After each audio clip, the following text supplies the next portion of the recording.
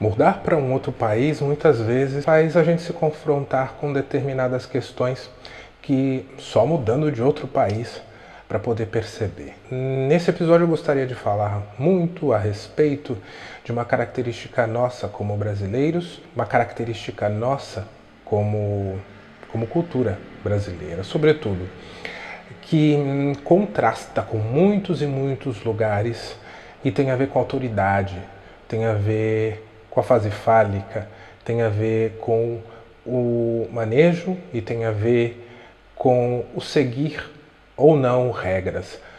Vamos falar um pouquinho do nosso jeitinho brasileiro?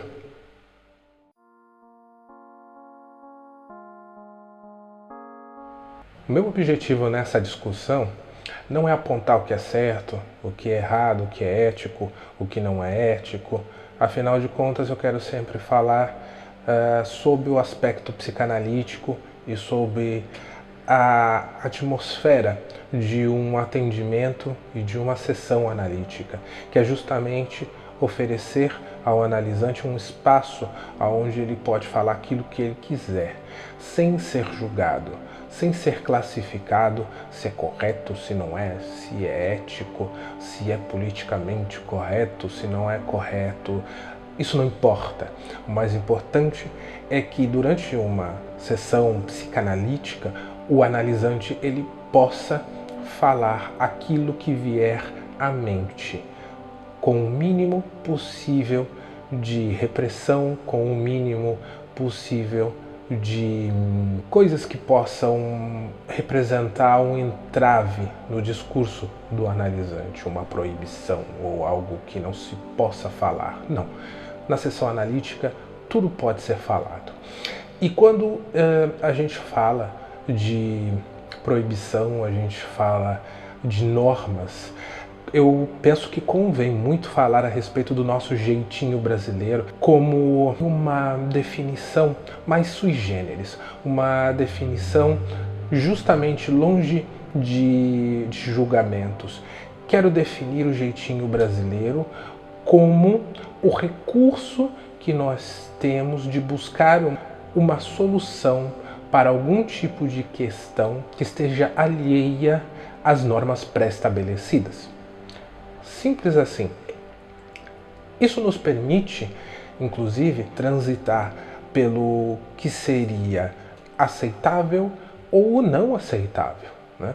Então, entenderia, por exemplo, que essa nossa característica, essa nossa cultura de buscar meios e de buscar formas de solucionar problemas alheia à ordem pré-estabelecida, nos faz muito peculiares e muitas vezes mudar para um novo país e se confrontar com uma realidade diferente, uma não aceitação dessa possibilidade de ir por caminhos diferentes para solucionar um problema pode causar muito, mas muito sofrimento, indignação, etc, etc. Na sessão analítica, por exemplo, muitas vezes é necessário abordar, é necessário que o analisante ele possa entrar em contato com as próprias questões de autoridade, de obediência, de obedecer, por exemplo, às normas, às leis de um país, da mesma forma que essa pessoa está disposta ou não, estava disposta ou não a obedecer os pais quando eram crianças, porque nós estamos falando de autoridade, estamos falando das autoridades das nossas vidas. Por exemplo, pai, mãe, tutores de maneira geral, professores, polícia, chefes, uma infinidade de pessoas que podem aparecer pela nossa vida e representar algum tipo de autoridade. E aí, como nós lidamos, como manejamos, né, a autoridade nas nossas vidas? Incluir essa questão da autoridade e fazer uma conexão com o nosso jeitinho brasileiro e ambientar tudo isso na vida de um expatriado, de um brasileiro que decidiu morar em outro país, isso pode virar uma bomba ou pode ser algo tranquilo, pode ser algo absolutamente suave e equilibrado. Muitas vezes não é. Posso trazer aqui um exemplo de que o que costuma ser bastante conflitivo é que em muitos países a norma e as leis, às vezes de trâmites burocráticos, elas precisam e elas são cumpridas à risca. Elas são cumpridas tais e quais se coloca, tais e quais, tal e qual é escrito, tal e qual ela é posta, ela é colocada. Tem que seguir. E não tem flexibilidade, não tem outra possibilidade de ser senão aquela que está posta, né? Claro, como cultura brasileira, muitas vezes existe esse nosso ímpeto quando não conseguimos um determinado objetivo, um determinado procedimento, buscar por meios alternativos, né?